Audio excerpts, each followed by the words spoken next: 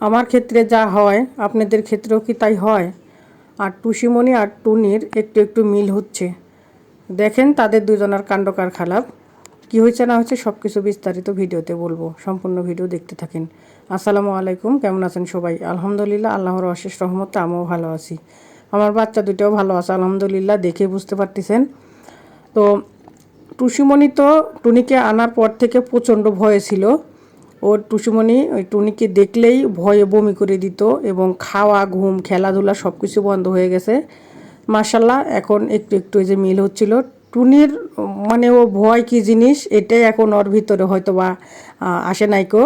ও বুঝতেছে না যে আসলে ভয় কী জিনিস, যে ও অত বড় একটা প্রাণী বা আমি এত ছোট। ওকে দেখে কিন্তু মানে টুসিকে দেখে টুনির ভয় পাওয়ার কথা, সেক্ষেত্রে উল্টোটা। তো আমার মানে টুনিকে দেখেই টুসিমণি ভয় পায়। আপনারা এখানে খেয়াল করে দেখবেন, আমার টুনি যখন টুসির কাছে আগায় যায় তখন কিন্তু টুসিমণি ভয়ে দৌড় দিয়ে পালায়। তো এইগুলো না এখন আর কি দুজনের এই কাণ্ড কারখানা চলতেছে বাসার মধ্যে। আমি সারাক্ষণ এগুলো দেখি আর হাসাহাসি করি। আমার টুনি যেখানে, আমার টুসি ওইখানে পিছনে পিছনে যেয়ে মানে বসে বসে দেখে। মাঝে মাঝে দুজনের মুখে মুখ লাগে লাগে কি যেন বলে, সেটা আমি জানি না, তো ওদের ভাষা তো আর আমি বুঝতে পারি না। তো আর টুনি দেখেন টুসিমণির খাবার ওখানে আমি বাটিতে রেখে দিছি। ও অলরেডি একবার ওর বাটি থেকে খাবার খেয়ে গেছে, এর জন্য টুসিমণি আর ওই খাবারটা খাচ্ছে না, টুনি খাইছে এর জন্য। তো আমার টুনি মাশাল্লাহ মানে সব কিছু সুন্দর মতো মানে খেতে পারে। নিচ থেকে মাছ ভাত মেখে দিলে সুন্দর মতো খায় এবং দুধ খায়। মানে যেহেতু ছোটো বাচ্চা, দুধের নেশাটা রয়ে গেছে, এর জন্য আমি মাঝে মাঝে দুধও খাওয়াচ্ছি এবং মাছ ভাত এগুলো মানে পেটটা তো ভরার জন্য মাছ ভাতও খাচ্ছে মাশাল্লাহ, নিচ থেকেই খায়। পি পটি নিচ থেকেই করতে পারে, এটা এই ঝামেলা আমার কখনো করতে হচ্ছে না কো। তো নিচ থেকেই মানে পি করতে পারে এবং পটি করতে পারে, এটা আমার কখনো আর প্যারা হচ্ছে না যে কোন সময় পি করাবো কোন সময় পটি করাবো। তো মাশাল্লাহ এই টেনশনটা আমার নাই। আর আমার বাচ্চা দুইটার জন্য সবাই আপনারা দোয়া করবেন। আর যদি কেউ আমার টুনটুনিটা দেখে পছন্দ হয়, যদি নিতে ইচ্ছুক, যদি পালতে চান, তাহলে অবশ্যই আমার কমেন্ট বক্সে আমাকে কমেন্ট করে যাবেন, অবশ্যই যোগাযোগ করে নিতে পারবেন।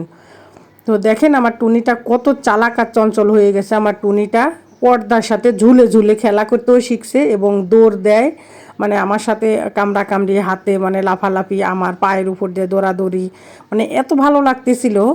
তো যদিও বা মাশাল্লাহ এখন আমার টুসি অনেকটাই মিল হয়ে গেছে। তো আমি চাচ্ছি না বাচ্চাটাকে ফেলে দিতে বা কাউকে দিয়ে দিতে। তারপরে যদি কেউ নিতে চান তাহলে নিতে পারেন। তো যোগাযোগ করতে পারেন, অবশ্যই কমেন্ট বক্সে কমেন্ট করবেন, তাহলেই যোগাযোগ হয়ে যাবে ইনশাল্লাহ। এরপরে আপনারা নিতে পারবেন এবং কোথায় থেকে সেটাও কিন্তু অবশ্যই লিখে জানাবেন যে কোথায় থেকে, হয়তো বা দূর দূরান্ত হলে হয়তো পসিবল হবে না সেক্ষেত্রে যদি আমার আশেপাশে হয় তাহলে তো অবশ্যই যোগাযোগ করে নিতে পারবেন। তো এই যে পানি রাখছি এই জায়গায় আমার টুসুর জন্য। তো আমার মানে টুনি যদিও বা পানি খাচ্ছে না ও শুধু দুধ খাচ্ছে আর ওর খাবারটা একটু মানে লিকুইডের মতো করে, মানে মাছ সেদ্ধর যে চুপ বা পানিটা, সেই পানিটা দিয়ে ভালো মতো একটু নরম করে করে মেখে দিলেই মানে নিচ থেকে এত সুন্দর করে একটা বাটি চেটে ফুটে খেয়ে নেয়।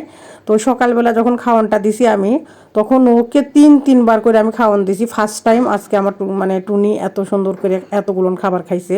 প্রথমে একটু আমি দিছি যে ছোটো বাচ্চা বেশি খেলে হয়তো সমস্যা হবে, অতটুকু খাওয়ার পর আর হয় না, আমার হাতে কামড় দিয়ে দিয়েও খাচ্ছিল। এরপরে আবার কতদিন নিয়ে দিছি, ওইটিও খাইছে, আবার কতগুলো দিছি, তাও হয় না, আরও খাবে। তো আমি আর পরে দেই নাই, যে না ওর ইচ্ছা পূরণ করে খাওয়ালে যদি বাচ্চার কোনো সমস্যা হয়ে যায়, এর জন্য আমি দেই নাই, যে একটু কম খাওয়া ভালো কিন্তু বেশি খাওয়া ভালো নয়। মানে কম খেয়ে সুস্থ থাক, কিন্তু বেশি খেয়ে অসুস্থ হয়ে দুনিয়াতে কেউ যদি চলে যায় প্রচণ্ড, মানে এখনই আমি আমার টুনির অনেক মায়ায় পড়ে গেছি।